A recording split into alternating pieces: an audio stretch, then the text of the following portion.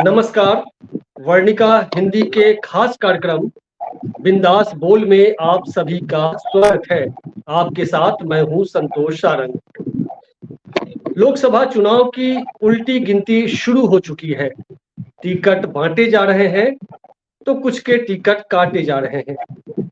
बिहार में एनडीए ने लगभग सीटों पर उसने अपने प्रत्याशियों के नाम की घोषणा कर दिया है एनडीए ने, और महागठबंधन में भी कुछ सीटों पर फैसले हो चुके हैं, लेकिन अभी कुछ सीटों पर पेच फंसा है। बिहार की सियासत में अभी जो कुछ चल रहा है टिकट बंटवारे को लेकर, महागठबंधन में जो कुछ आंतरिक तनातनी है, और भाजपा, जदयू, राजद, कांग्रेस या बाकी जो छोटी छोटी पार्टियां हैं, जिन प्रत्याशियों को टिकट बांटे हैं, जातीय समीकरण क्या देखा गया, इन तमाम मुद्दों पर आज हम बात करेंगे, विश्लेषण करेंगे। आज हमारे साथ कुछ खास पैनलिस्ट हैं। पहले मैं उनका परिचय कराना चाहता हूं। हमारे साथ मोहम्मद जाहिद अंसारी साहब हैं, राजद के पूर्व स्टार कैंपेनर रहे हैं और बुनकर प्रकोष्ठ के पूर्व प्रदेश अध्यक्ष राजद के रहे हैं और राजद के सक्रिय नेता हैं। और दूसरे पैनलिस्ट हैं देवेंद्र भारती। देवेंद्र भारती राजनीतिक कार्यकर्ता हैं, सामाजिक कार्यकर्ता हैं और राजनीति में सक्रिय हैं। किसी पद पर नहीं है, किसी पार्टी से जुड़े नहीं है, लेकिन राजनीतिक समझ और जो कुछ सियासी जो चल रहा है, हलचलें चल रही, उस पर इनकी गहरी नजर है। आप दोनों का बहुत बहुत स्वागत है वर्णिका हिंदी के इस खास मंच पर। सर, तो देवेंद्र जी, हम शुरू करते हैं आप ही से। बिहार में जो कुछ चल रहा है उस पर हम बात करेंगे। तो सबसे पहले मैं चाहता हूं कि जो टिकट बंटवारे हुए हैं, शीट शेयरिंग जो की गई है, पहले हम आते हैं एनडीए पर। बीजेपी, जदयू या बाकी जो उसके जो पार्टनर पार्टीज हैं, उसने जो सीट बंटवारे उसने किए हैं, उसके क्या मायने हैं, उससे क्या संदेश बाहर आया है? तो आपके पास लिस्ट है क्या? जी बिल्कुल है देवेंद्र जी, मोटे तौर पे तो पहले बीजेपी से शुरू करते हैं। बीजेपी ने जो जिन प्रत्याशियों को उतारा है, तो अगर जातीय समीकरण के हिसाब से देखें या बाकी चीजों को देखें तो आप कैसे देखते हैं? पहले तो कुछ प्रत्याशियों के नाम जो हैं उनको मैं चाहता हूं कि आपके सामने रख दूं। भाजपा ने पश्चिम चंपारण से संजय जायसवाल, पूर्वी चंपारण से राधा मोहन सिंह, मधुबनी से अशोक यादव, अररिया से प्रदीप कुमार सिंह, दरभंगा से गोपाल जी ठाकुर, महाराजगंज से जनार्दन सिगरीवाल, सारण से राजीव प्रताप रूढ़ी, उजियारपुर से नित्यानंद राय, बेगूसराय से गिरिराज सिंह, पटना साहिब से रविशंकर प्रसाद, पाटलिपुत्र से रामकृपाल यादव, आरा से आरके सिंह, औरंगाबाद सुशील कुमार सिंह, बक्सर मिथिलेश तिवारी, मुजफ्फरपुर राजभूषण निषाद, सासाराम शिवेश राम, नवादा विवेक ठाकुर। भाजपा का जो जातीय समीकरण है उस पर थोड़ा सा हम गौर करें। भाजपा ने 10 सवर्णों को टिकट दिया है, 4 अति पिछड़े, 2 पिछड़ा, 1 दलित। जाति के हिसाब से देखें तो 5 राजपूत, 2 ब्राह्मण, 2 भूमिहार, 1 कायस्थ और बाकी जो जातियां हैं उसमें बटा है।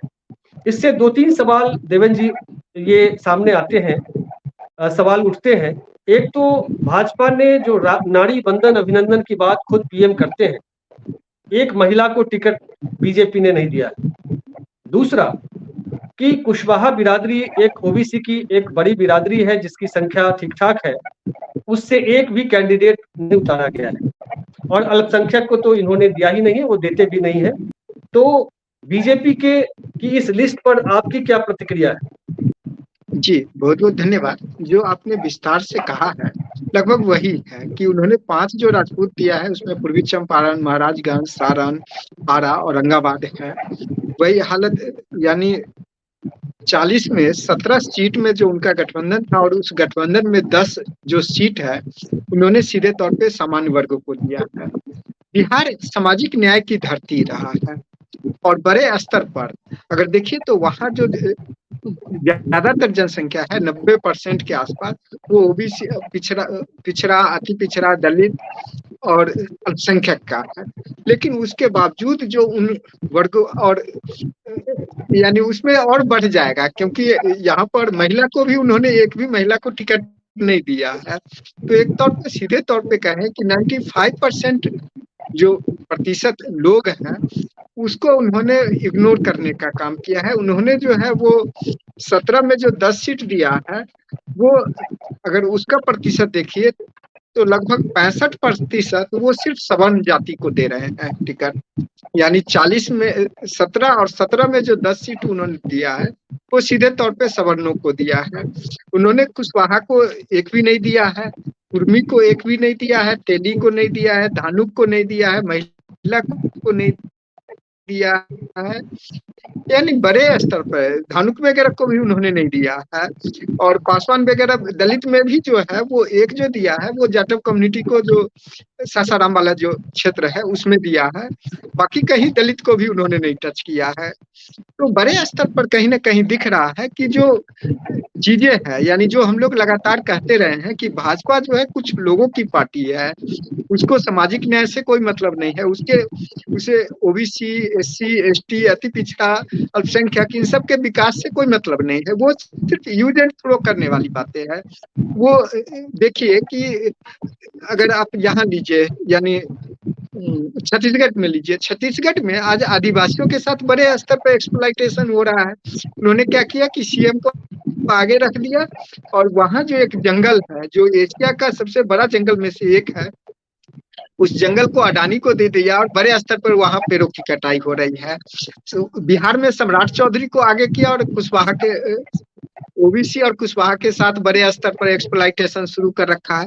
तो इनका चाल चरित्र यही है कि ये किसी एक नेता को जो इनके आगे पीछे घूम रहे होते हैं उसको वो टूल्स के तरह यूज करते हैं और उस समाज का पूरे तौर पे शोषण करते हैं। ये दिख रहा है और यही चीजें ये बीजेपी की रणनीति कहिए या चाल कहिए और यही वो करते रहते हैं।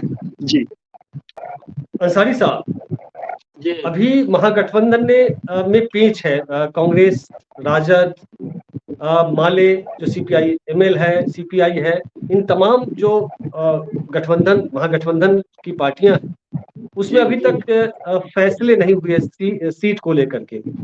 पेच कहाँ है, क्या है? पेच फंसने की बात नहीं है, हो जाएगा, कल तक हो जाएगा फाइनल। कल तक हो जाएगा? हाँ हो जाएगा। कांग्रेस के साथ बात चल रही है, कांग्रेस के साथ बात चल रही है, कांग्रेस के साथ बात फाइनल हो जाएगा, उसके बाद माले और तमाम पार्टियों के साथ फाइनल हो जाएगा।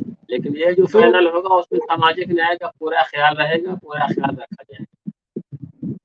क्योंकि राजद पर खास ख्याल ध्यान रहेगा लोगों का कि अभी जाति आधारित गणना राजद एक तरह से राजद के की पहल पर या दबाव पर कहें नीतीश कुमार के साथ मिलकर के महागठबंधन की सरकार ने जाति आधारित गणना कराई थी।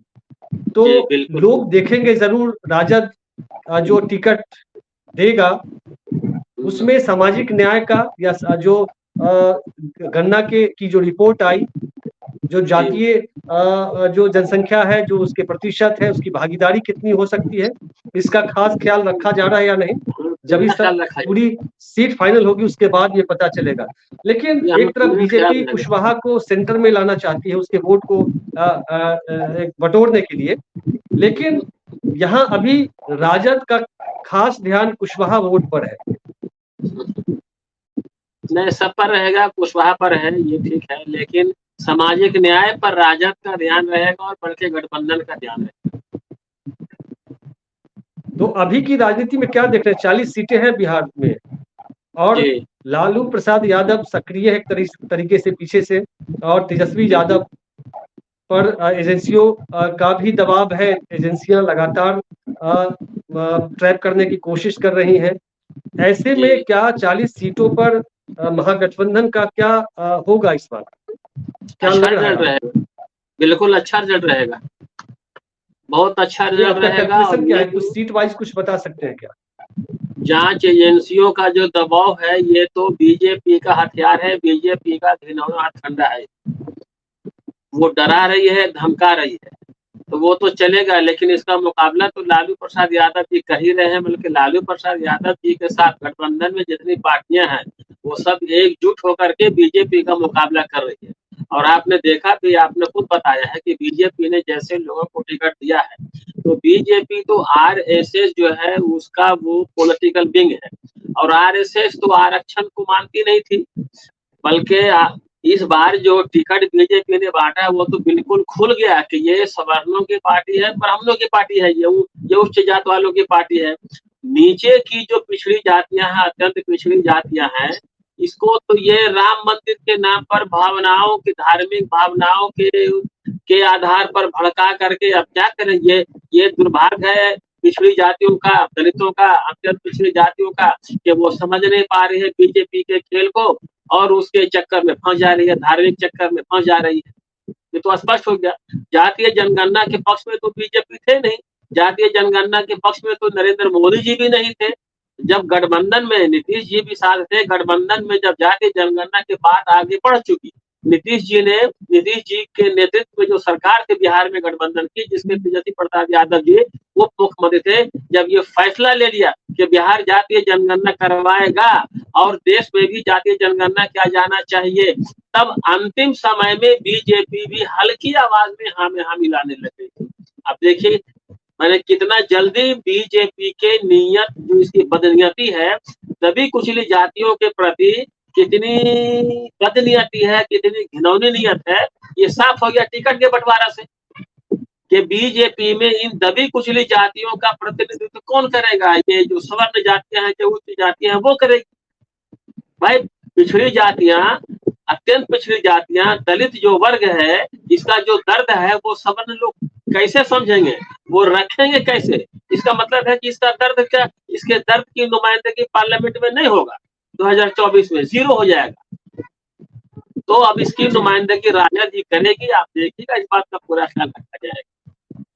बीजेपी इंडिया गठबंधन पे ये आरोप लगाती रही है कि ये लोग तुष्टीकरण करते हैं, तुष्टीकरण की राजनीति करते हैं, लेकिन मैं जो लिस्ट है उसमें एक भी वो प्रत्याशी नहीं है। इसका मतलब ये दिखाने की कोशिश है कि मैं तुष्टीकरण नहीं करता हूं। लेकिन उसके बाद अगर चर्चा होती है तो बीजेपी के कार्यकर्ता या पीएम खुद कहते हैं कि हमने 3 तलाक का जो कानून है वो लाया है, और दूसरी तरफ अल्पसंख्यक प्रकोष्ठ बना करके बीजेपी मुस्लिम समुदाय के कुछ नेताओं को जोड़ती भी है। अभी कुछ महीने पहले यहाँ यूपी में एक कैंपेन मुस्लिम महिलाओं को लेकर चलाया गया था, शुक्रिया मोदी भाईजान करके। तो ये सब कुछ क्या है, उसकी राजनीति, अल्पसंख्यकों को लेकर के जो राजनीति है वो क्या है? आरएसएस का जो किताब है, मुख्य किताब है, जिसको ईमानी किताब कहते हैं, जिस पर आरएसएस का ईमान है, उसमें तो मुसलमानों को, कम्युनिस्टों को, ईसाइयों को तो दुश्मन घोषित किया। अब दुश्मन को मारना है तो थोड़ा कभी कभी ठंडा ठंडा पानी पिला पिला के मारना। तुष्टीकरण की ये एक तो मुसलमानों का, अल्पसंख्यकों का कहिए या मुसलमानों, कोई तुष्टीकरण नहीं हुआ। जस्टिस सच्चर कमेटी का रिपोर्ट जो है वो तो स्पष्ट कर रहा है कि मुसलमानों की हालत तो दलितों से भी बदतर है। अगर मुसलमानों का तुष्टीकरण किया जाता इस देश में, तो मुसलमानों की स्थिति दलितों से बदतर तो नहीं होती, ये तो स्पष्ट बात है। अब बीजेपी का तो है, वो तो है हिटलर का जो था एक उसका, कि एक झूठ को 1 लाख बार बोले कि वो सच हो जाए। तो बीजेपी इसी पर तो चल रही है, गलतेतरई पर चल रही है, गलतेतरई है उसकी। जी देवेंद्र जी कुछ कहना चाह रहे थे आप? जी, मैं क्लियर करना चाह रहा हूँ कि बीजेपी की जो राजनीति है, वो पूरे तौर पे बाँटने की राजनीति है। वो जो अंग्रेज़ों वाला जो सिद्धांत था बाँटो और राज करो, वही लगभग-लगभग है और उससे भी खतरनाक है। पहले सिर्फ़ अल्पसंख्यक टारगेट पे था, अब जो मोदी सरकार 14 के बाद जो चीज़ें आया कि हरियाणा में जाटों के खिलाफ उन्होंने गैर जाटों को जो है वो लड़ाई किया। यूपी में यादव के खिलाफ बाकी ओबीसी को और जाटव के खिलाफ बाकी दलितों को, गुजरात में पटेल के खिलाफ बाकी को, महाराष्ट्र में मराठा के खिलाफ बाकी को। तो इस तरीके से उनका स्टेट बाय स्टेट एक अलग फॉर्मूला है और ये बहुत ही खतरनाक है। यानी इससे खतरनाक देश में कुछ भी नहीं हो सकता कि आप अपने स्वार्थ के लिए समाज के बीच में, लोगों के बीच में, परिवार के बीच में इतनी बड़ी नफरत के साथ और लोगों के बांटिए, तो इससे घटिया राजनीति नहीं हो सकती है। मुझे तो नहीं लगता है कि इससे घटिया राजनीति हो सकती है और नफरत की राजनीति तो कभी भी अच्छी नहीं कही जा सकती है। जैसे बीजेपी ने पहले पशुपति पारस को तोड़ा, फिर मंत्री पद दिया, अब उनको दूध से मक्खी की तरह बाहर किया और फिर चिराग पासवान को उचित स्थान दिया। इधर मुजफ्फरपुर में अजय निषाद को का टिकट काटा और डॉक्टर राजभूषण निषाद को टिकट दिया है।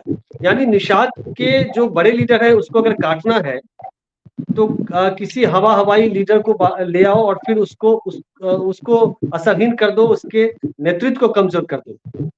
बिहार में बीजेपी का वो तो पूरे देश में है, बिहार में भी ये रहा है। इसको आप कैसे देख रहे हैं देवेंद्र जी? देखिए, वो का यही प्लान ही होता है कि हालांकि ये कह सकते हैं कि उनका स्ट्रेटजी हो, लेकिन ये खतरनाक स्ट्रेटजी है। मतलब आप कभी भी इस तरीके की चीजें की अगर या यह कहिए कि जो लीडरशिप में बड़े स्तर पर आगे बढ़ रहा हो और खास के OBC SC ST minority, OBC SC ST से आगे बढ़ रहा है तो उसको वो पीछे करने का काम करते हैं, चाहे किसी भी तरीके से करें। अजय निषाद सेकंड 2 बार सांसद रह चुके हैं, अभी तीसरी बार वो अगर रहते, उनको टिकट मिलता, वो जीते तो स्वाभाविक है कि वो पद यानी आगे चल करके मंत्री पद मांगते, कुछ और मांगते। अब उनको रिप्लेस करके वो नया चेहरा कोई ला देंगे। इस तरीके से वो जो भी लीडरशिप एस्टेब्लिश्ड हो रहा होता है उसको काट करके वो, यानी उनकी जो राजनीति है कहीं ना कहीं पूरे तौर पे स्वार्थ की राजनीति है। वो ये चाहते हैं कि जो लीडर है खास के इसमें से ओबीसी एससी एसटी माइनॉरिटी को तो वो दूर दूर तक रखते ही नहीं है अपने पास खास के। तो कहीं ना कहीं इसको वो बड़े स्तर पर ये टारगेट करते हैं, उसको ये नहीं चाहते हैं कि लीडरशिप में वो एस्टेब्लिश्ड हो सके। अभी अगर देखिए तो जेडीयू को देखिए, जेडीयू ने भी 2 महिला को दिया है। आरजेडी का कैंडिडेट देख रहे थे हम लोग, आरजेडी ने भी 2 महिला को दिया है, एक जमुई से दिया है और पाटलिपुत्र 2 महिला अभी क्लियर हो गया है। सारण से भी उम्मीद महिला कैंडिडेट की बात आ रही है। इसमें जेडीयू ने भी 3 कुशवाहा कम्युनिटी को दिया है, सिवान दिया है विजय लक्ष्मी कुशवाहा, पूर्णिया दिया संतोष कुशवाहा, वाल्मीकि नगर सुनील महतो। इसका देख लीजिए कि इधर आरजेडी ने भी जो दिया है उसमें उजियारपुर दिया है आलोक मेहता जी को, और औरंगाबाद दिया अभय सिंह कुशवाहा को, और नवादा दिया है श्रवण कुशवाहा को।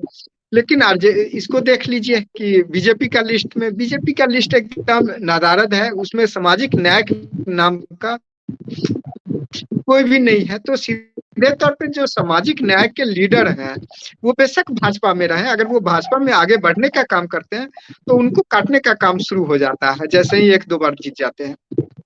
जदयू ने 6 पिछड़ा को, 5 अति पिछड़ा को, 1 महादलित, 3 जनरल और 1 मुस्लिम, यानी जदयू महिलाओं को भी लिया है, महिलाएं 2 हैं इसमें शामिल, जिसमें 3 कुशवाहा है। संजय कुमार झा ने बयान भी दिया है कि नीतीश कुमार के नेतृत्व में सभी वर्गों को प्रतिनिधित्व दिया गया है। ये संजय कुमार झा का बयान आया है। लेकिन अंसारी साहब, ये जदयू की लिस्ट को आप कैसे देखेंगे? जो आया कि सभी वर्गों को प्रतिनिधित्व दिया गया है। हाँ, जी। नीतीश कुमार जी ने पिछड़े जाति के दर्द का ख्याल रखा, क्योंकि वो खुद पिछड़ी जाति से आते हैं। हम आपको याद दिलाना चाहते हैं, मंडल कमीशन जैसे ही लागू हुआ था, मंडल कमीशन क्या था? समाज में जो दबी कुचली शोषित पीड़ित जातियां हैं, उसको नौकरी में आरक्षण एक छोटा सा लाभ था, ये कोई बहुत बड़ा लाभ नहीं था। लेकिन जैसे ही मंडल कमीशन वीपी सिंह ने लाया, अडवाणी रथ लेकर के निकल गया, जिसको हम लोग कमंडल रथ कहा करते थे। और आज वही कमंडल रथ नफरत की इतनी मोटी दीवार खड़ी कर दिया है कि कल अगर कोई बहुत अच्छा शासक भी आएगा इस देश में, उसको नफरत पाटते पाटते कितनी मेहनत करनी पड़ेगी, कितना उसको परेशान होना पड़ेगा।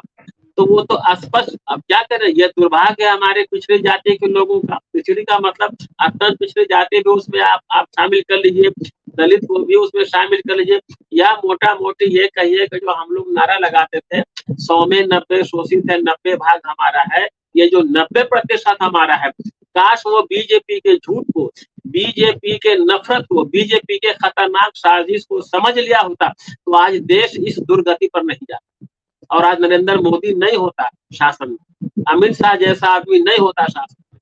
ये तो दुर्भाग्य।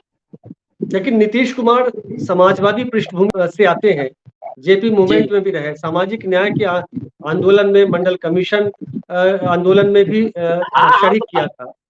लेकिन आज उस शक्ति के साथ, ताकत के राजनीतिक ताकत के साथ खड़े हैं जो संविधान विरोधी है, जो आरक्षण विरोधी है। देखिए, अब ये तो दुर्भाग्य है, हम लोगों को अफसोस है कि नीतीश जी काहे चले गए उधर, उनको नहीं जाना चाहिए। लेकिन सॉफ्ट कॉर्नर राजद का है, अभी भी तेजस्वी यादव उस तरीके से हमला नहीं करते हैं। भाई, जितना भी दबा कुचला पिछड़ा शोषित पीड़ित है, जिसको हम 90 कहते हैं, 100 में 90 शोषित है, इस 90 के प्रति तो तेजस्वी का कहिए या जो गठबंधन है, सबका सब कॉर्नर है। जी, जदयू छोड़कर बीमा भारती आ गई है। हाँ। और बीमा भारती के आने के बाद पप्पू यादव एक तरीके से नाराज भी चल रहे हैं। अच्छा, वो नाराजगी उधर अशोक महतो की पत्नी जो अभी नई शादी उन्होंने की है, अनीता देवी, उन्हें भी टिकट दिया गया है। जी। तो एक तरीके से जो बाहुबली रहे हैं, बीमा भारती के पति भी बाहुबली रहे हैं। जी। अच्छा, दूसरा ये कि परिवार से, लालू प्रसाद के परिवार से 2 रोहिणी आचार्य और मीसा भारती को टिकट दिया गया है, रोहिणी आचार्य को सारण और पाटलिपुत्र से। तो राजद में ये चीजें, आरोप जो बीजेपी लगाती रहती है कि परिवारवादी पार्टी है, वो क्यों ऐसा करते हैं ये लोग? अगर देना भी था तो एक बेटी को वो देते। अच्छा, ठीक, हमारे बीमा भारती से आपने बात शुरू किया है, मैं बीमा भारती में आता हूँ। बीमा भारती समाज की जो शोषित पीड़ित दबी कुचली जातियां हैं, उसमें से गंगौता जाति जो अत्यंत पिछड़ी जाति है, उससे वो आती है।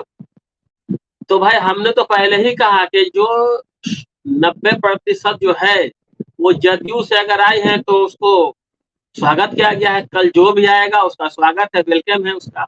अब रहा के अभी तो फाइनल नहीं है टिकट के बारे में, पप्पू यादव जी के साथ और बीमा भारती के आने से वो नाराजगी उनकी दूर कर दी जाएगी, नाराजगी दूर हो जाएगी।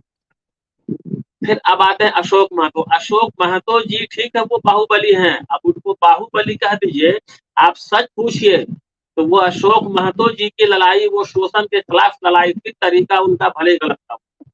वो जो दबे कुचले लोगों का जो दर्द है, मनुस्मृति के बाद जो ये दबी कुचली जातियों के साथ जो व्यवहार समाज में होता रहा है, अब जैसे फूलन देवी का वाकया आप ले लीजिए, वो क्या था वो मामला। तो अब यही दुर्भाग्य है कि अगर शोषण करने वाली जातियां इस तरह से अगर शोषण नहीं करे तो उसके बीच से इस तरह के आदमी को नहीं निकलना पड़ेगा, तब वो लड़ाई लड़ेंगे दूसरे ढंग से।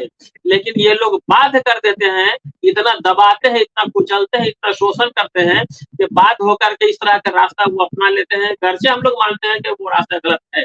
तो उसी संदर्भ में असल अशोक महतो जी की जो पत्नी है उनको टिकट दिया जाना वो शोषित पीड़ित महिला को आगे लाने का एक रूप है, एक तरीका है, उस रूप में आप उसको देखिए। रहा लालू जी के परिवार में 2 आदमी है।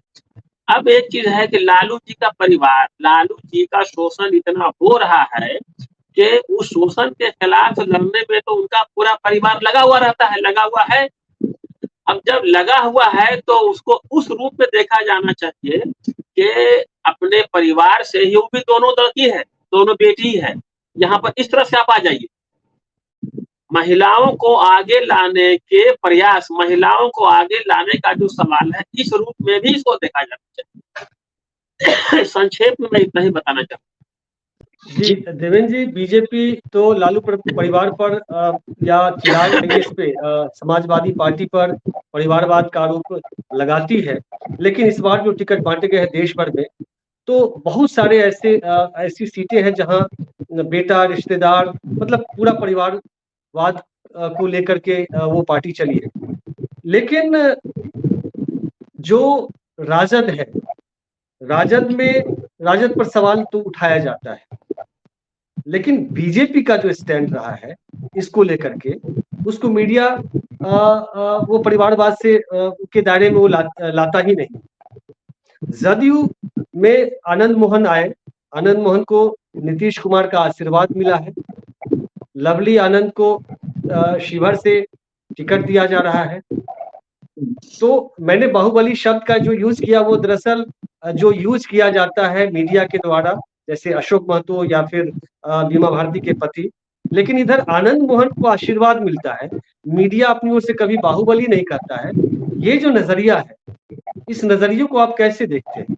देखिए, परिवारवाद और परिवारवाद भाजपा में भी भरा पड़ा है, ऐसा नहीं है कि परिवारवाद उसमें नहीं है।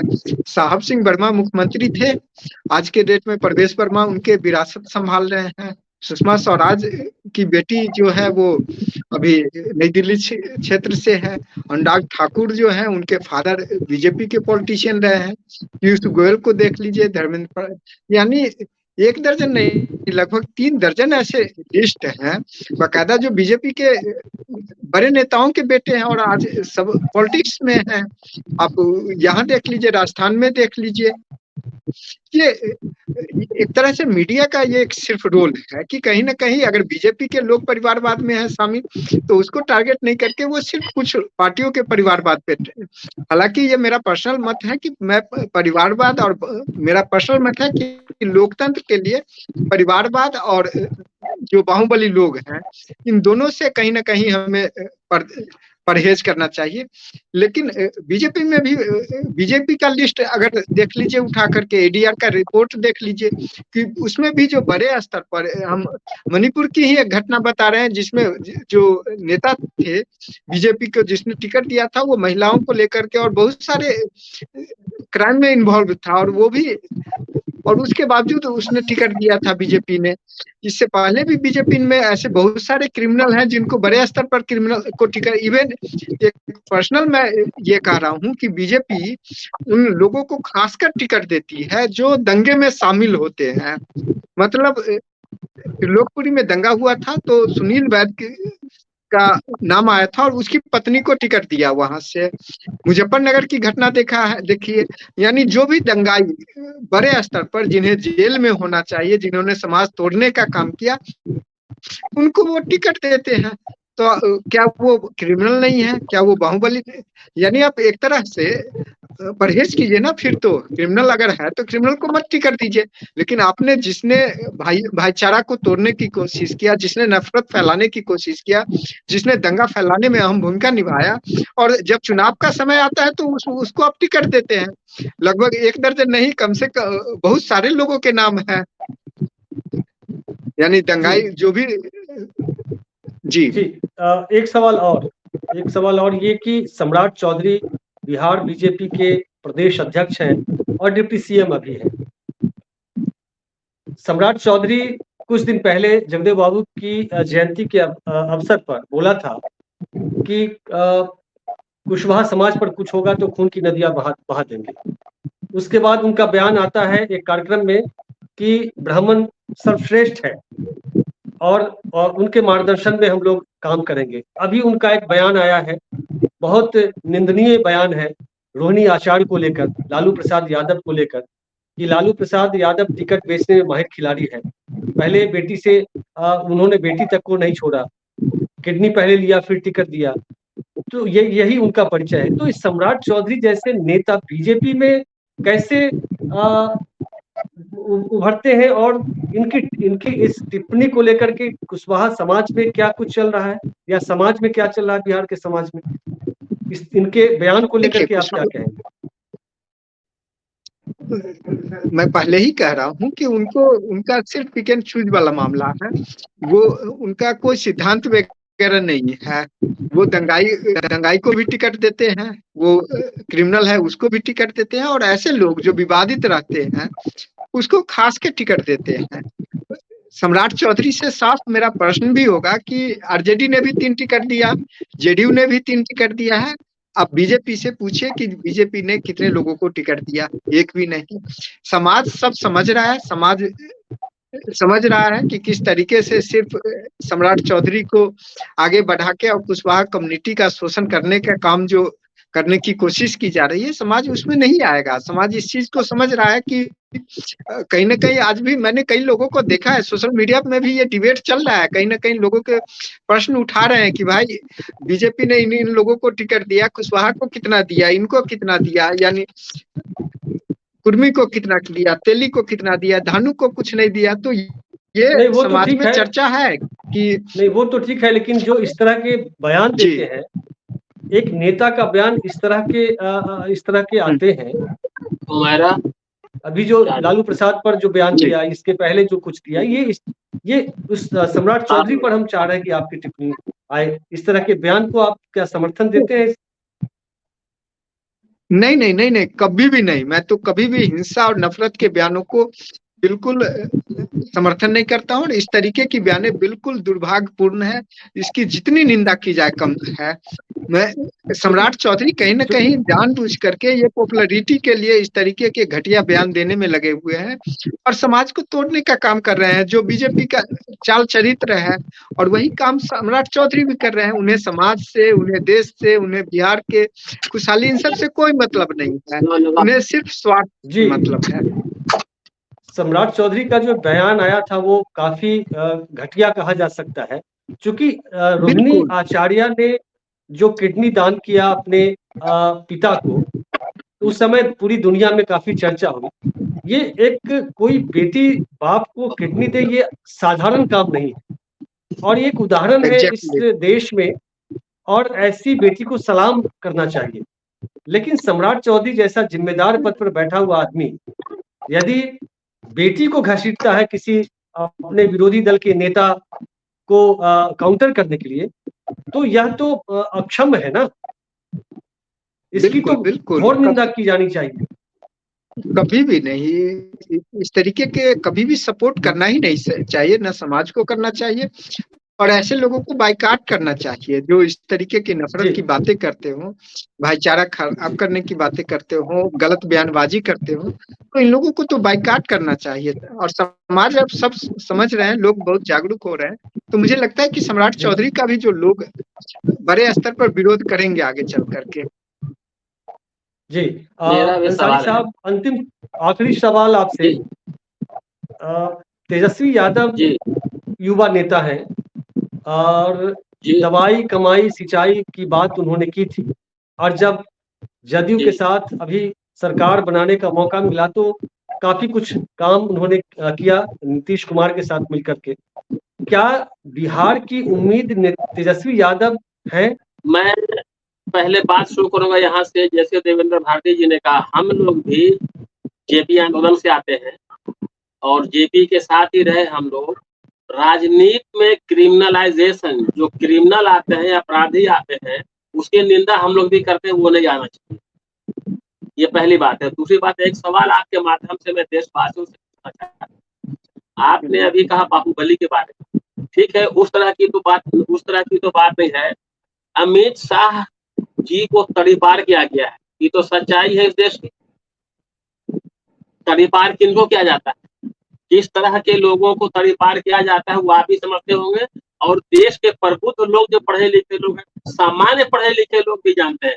अमित शाह का बेटा अजय शाह क्रिकेट का डंडा भी नहीं पकड़ा होगा, उसको बना दिया गया है क्रिकेट खेल का। ये तो वो परिवारवाद, आप उसको जिस रूप में देखना चाहें, हम देशवासियों से अपील करते हैं कि उसको परिवारवाद के रूप में देखें, या उसको परिवार को क्या कहेंगे उस रूप में देखें। दूसरी बात, अब हम इधर आते, योगी आदित्यनाथ पर भी बहुत सारे क्रिमिनल केसेस थे जो मुख्यमंत्री बनने के बाद उन्होंने खुद वापस उसको केस को वापस करवा लिया है, ऐसी भी खबरें आती रही। हाँ भाई, योगी आदित्यनाथ पर था, वो आपने कहा ही है, तो ये देश की जनता देख रही। एक बात हम और कहेंगे, देवेंद्र जी से भी हमारी अक्सर बातचीत होती रहती है, ये जो भंडूल है बीजेपी का, जो ये गड़बड़ घोटाला है, इसको हम लोग गैर बीजेपी के लोग ठीक से जनता के सामने रख नहीं पा रहे। आवश्यकता इस बात की है, बल्कि हम आपके माध्यम से निवेदन करना चाहेंगे कि 24 के लोकसभा चुनाव के बाद जो लोग देश को बचाना चाहते हैं, देश की राजनीति को, देश की संस्कृति को बचाना चाहते हैं, उनको चाहिए कि मिलजुल करके, और जो दल से बाहर के भी जो प्रबुद्ध लोग हैं, जो चाहते हैं कि देश और समाज हमारा सही ढंग से चले, बढ़िया से चले, मेल मिलाप के साथ चले, प्रेम और भाईचारा के साथ चले, और दबे कुचले लोगों को, पिछड़े लोगों को मान सम्मान, हक, हुकूक, अधिकार मिले, वो एक मिल करके एक अभियान के तौर पर चलाने का हम आपके माध्यम से आज हम देशवासियों को निवेदन करते हैं। तो हम लोग अगर घोटाले की बात कर रहे हैं क्या? नहीं, महाघोटाला तो अभी तो जो इलेक्टोरल बॉन्ड है वो आ ही गया, पीएम केयर फंड है वो अभी वो धीरे धीरे वो आ तो जाए। उतना बड़ा घोटाला तो दुनिया में कहीं नहीं हुआ, ढेर सारा घोटाला हुआ। आप 2G घोटाला को याद कीजिए कि 2G घोटाला इतना हल्ला किया, क्या उसका निकला बाद में? 2G घोटाला के बारे में विनोद राय ने तो माफी मांगा भाई, तो साफ है ये। बस फिर मैं वही बात आपको याद आज करा रहा हूँ कि एक झूठ को इतना जोर से इसको हल्ला करो, बोलो कि वो लोगों को सच लगने लगे। और आप कहते हैं मीडिया की बात, बहुत कम मीडिया, दुर्भाग्य इस बात का है कि दबे कुचले लोगों का अपना मीडिया बहुत कम है। आपके जैसे लोग अगर मीडिया में आ जाएं और ज्यादा संख्या में, सैकड़ों की तादाद में आ जाएं, तो दबे कुचले लोगों की आवाज, दबे कुचले लोगों का दर्द, और बीजेपी का जो झूठ है, घोटाला है, जो भ्रष्टाचार है, उसका पर्दाफाश हम लोग करने में कामयाब हो सकेंगे। तो आखिर 5000 साल से तो यही तो मनुस्मृति के लिख करके यही तो किया गया था कि पिछले लोगों को उबरने में इतना मेहनत करना पड़े कि इसका जो तो कहावत है ना गाँव में कि 10 डिबिया तेल जल जाना, तो 10 डिबिया तेल हम लोग का जल जाएगा, तब दूसरे लोगों का, तब बीजेपी का जो है भंडाफोड़ हम लोग कर पाएंगे। तो खैर, हम संक्षेप में आपके माध्यम से ये निवेदन करना चाहेंगे देश के तमाम प्रबुद्ध जनों से और गैर बीजेपी पार्टियों से कि वो मिलजुल करके सशक्त ढंग से बीजेपी का भंडाफोड़ करे। जैसे कि पुलवामा का जो कांड हुआ, 300 kg RDX कहां से आ गया भाई? ऐसी ढेर सारी घटनाएं हैं, तो दिक्कत यहीं पर है। इसलिए अभी लोकसभा चुनाव हम लोग जीत ले, तब तमाम पार्टियां जो गैर बीजेपी है, जो देश को स्वच्छ राजनीति देना चाहती हैं, उससे हम निवेदन कर रहे हैं। अब आगे हम आते हैं, क्या आपका ये सवाल था कि तेजस्वी बिहार की उम्मीद है? बिल्कुल तेजस्वी उम्मीद है, तेजस्वी युवा है, तेजस्वी जी बिहार के नौजवानों की उम्मीद है, तेजस्वी बिहार की उम्मीद है। और हम आशा करते हैं तेजस्वी जी से भी कि तेजस्वी जी बिहार के युवाओं की भावना को समझेंगे, जरूर समझेंगे, और वो युवाओं तक अपनी जगह बनाएंगे और अपने को इतना बिल्कुल विकेंद्रित कर देंगे कि लगता है कि तेजस्वी हर घर में पहुंच गए युवा के दिलों दिमाग पर। तेजस्वी से ये आशा रखते हैं। जी बहुत बहुत शुक्रिया आप दोनों का, अंसारी साहब और भारती जी, आपने हमारे दर्शकों के लिए वक्त निकाला। तो दीजिए इजाजत, फिर मिलते हैं अगले एपिसोड में, तब तक के लिए नमस्कार।